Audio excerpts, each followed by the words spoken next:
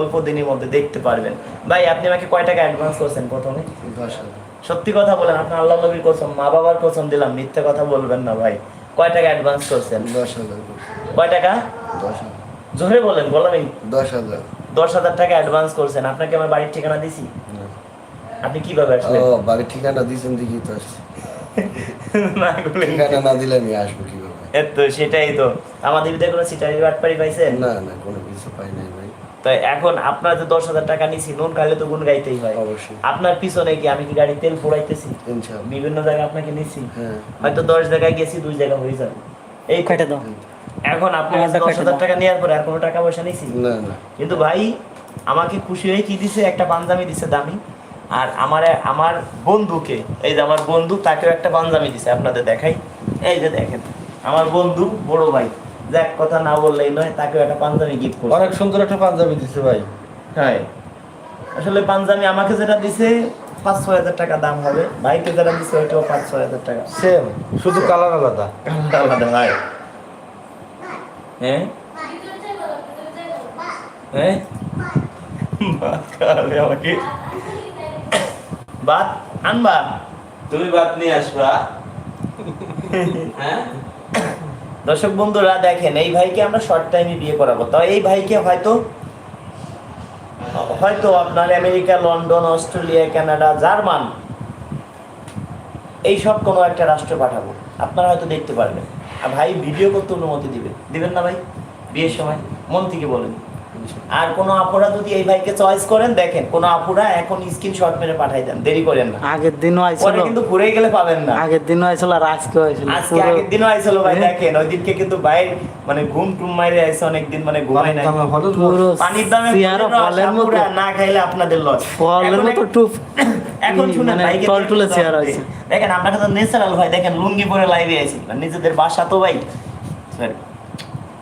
দেখেন আপনাদের একটা কথা বলি ভাই, একটা কথা বলি আপনাকে, আপনি যে আপুকে বিয়ে শাদী করবেন, ধরেন একটা আপুকে বিয়ে করলেন, ওই দেশে আপু আপনাকে ফিরিয়ে নিয়ে গেল, জিনিসটা বোঝেন। ওই আপুকে যদি আপনি বিয়ে না করিয়া ওই দেশে যদি আপনাকে আপু যদি নিত, ধরেন আপনাকে একটা আপু অস্ট্রেলিয়া নেবে, অস্ট্রেলিয়া সে তার ব্যবসা আছে, সে একটা ম্যানেজার রাখতে গেলে তাকে 3 লক্ষ টাকা বেতন দেওয়া লাগবে সর্বনিম্ন, 3 লক্ষ টাকা। মানে ওই আপু যদি ধরেন এই বাংলাদেশ থেকে কোনো একজন লোককে নেয়, আপনাকে নেয়, বিয়ে না করে, অন্তত পক্ষে 40 লক্ষ 35 লক্ষ টাকা লাগবে আপনাকে নিতে, লাগবে না? ওই দেশে নেওয়ার পরে আপনাকে যদি প্রতি মাসে ধরেন 3 লক্ষ টাকা বেতন দেয়, বছরে কত হয়? 36 লক্ষ টাকা, 3 বছরে 1 কোটি টাকা। এখন আপনাকে ওই দেশে নেওয়ার সময় তো অনেক টাকা লাগবে, টাকা লাগবে না? অবশ্যই। এখন যদি ধরেন আপনাকে বিয়ে শাদী করে, আপনাকে যদি বিয়ে শাদী করে ওই দেশে আপনাকে নেয়, একটা টাকাও তার লাগবে না। কোনো লাগবে না, কে? সে সিটিজেন, সে তার বরকে নেবে, শুধু কি লাগবে? বিমান ভাড়াটা লাগবে। ভাই এখন যদি লাইভে কেউ ফোন দেন, তার ফোনটা কিন্তু একদম ব্ল্যাক লিস্টে রাখে দেবো 3 মাস 6 মাসের জন্য।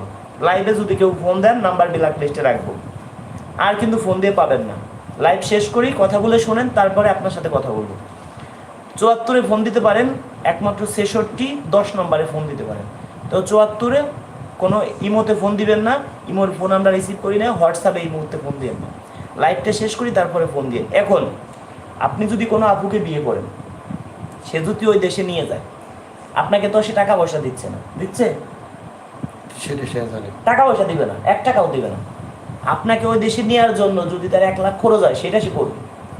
আপনার মতো এটা বর যদি সে পায়, তার জীবন ধন্য, বুঝতে পারছেন?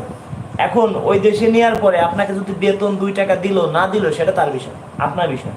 কিন্তু ভালো হোক খারাপ হোক, আপনার ভালো করছে কি আল্লাহ, খারাপ করছে কি রাজু খান।